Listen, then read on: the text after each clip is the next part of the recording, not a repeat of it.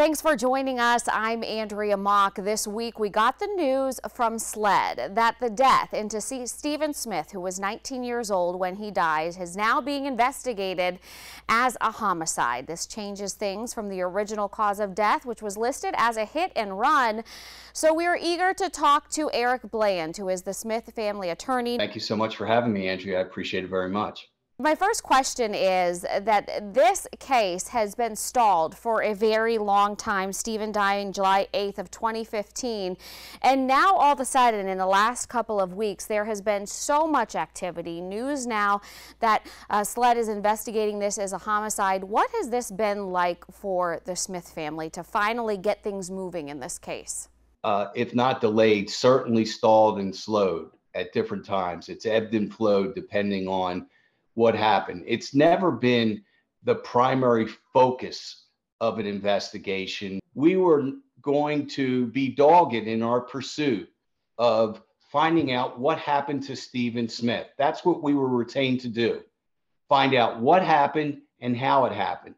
Because universally, Andrea, nobody believed that Stephen was the victim of a hit and run homicide by an automobile. The facts belie that. There were, his shoes weren't blown off, even though he had loosely tied shoes. There weren't skid marks. There wasn't debris left over by damage to an automobile. And the actual injuries that he suffered from don't indicate that it was caused by an automobile. Yet for 8 years, that has been the conclusion of the state of South Carolina through a death certificate that was issued, as well as a coroner's report. I think Chief Keel realized that this is the time. Every case has a time. And maybe SLED didn't think it was the time to really pursue this between 2015 to 2023. But I believe now SLED does have that commitment. And I spoke to Chief Keel. It was a very surreal conversation, to get a call and for the chief of SLED to tell you, this is the official position of the state of South Carolina. We believe that Stephen Smith was the victim of a manslaughter homicide. Now, can you imagine that, Andrea? That's 8 years worth of contrary to what the state has been saying. All right, let me ask you this, because I know for many people that, exhuming a body is not something we hear about every day. Where are you in the process of that? Already retained Dr. Michelle Dupree, who is a fully credentialed expert witness in pathology. She has exhumed many bodies in the past, and she is going to be the quarterback of our forensic team.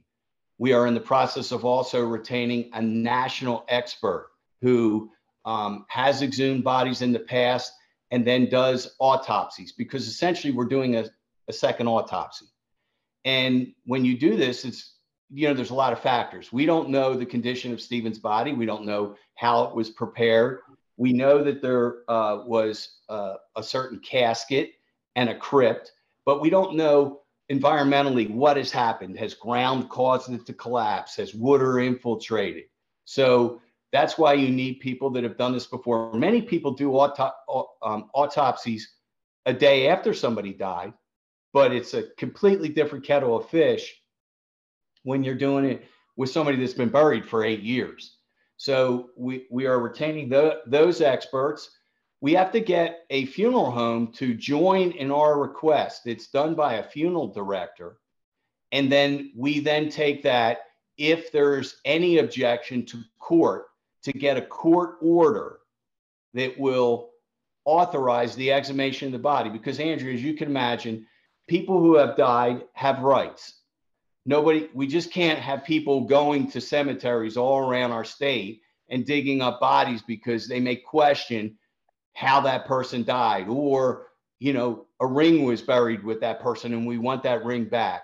No, you can't do that. We don't want to disturb the solemn nature of somebody resting at peace. And this is an extraordinary thing that's going to be highly emotional for Sandy Smith, as you can imagine. So once we exhume the body, it'll be transported probably to New York City, where that person is going to perform the forensic autopsy that needs to be done. And then it's got to be transported back. So the logistics of this are pretty complex, as you can imagine. Now, we know from SLED that they feel there are people in the community who have answers as to what happened to Stephen Smith. If you could speak to those people right now, what would you say to them? Forward. Be courageous. Do your civic duty. I understand, and Chief Keel understood, that there was a certain reticence in the low country community from coming forward. And I think, and Chief Keel believes, that there's a small unit of people that have information that if you match this person's information up with this person's information up, you put it together, you get some really good facts. All right, Attorney Eric Bland, thank you so much for your time tonight, and certainly wishing Sandy Smith tonight some peace and strength in the days coming ahead. Thank you so much.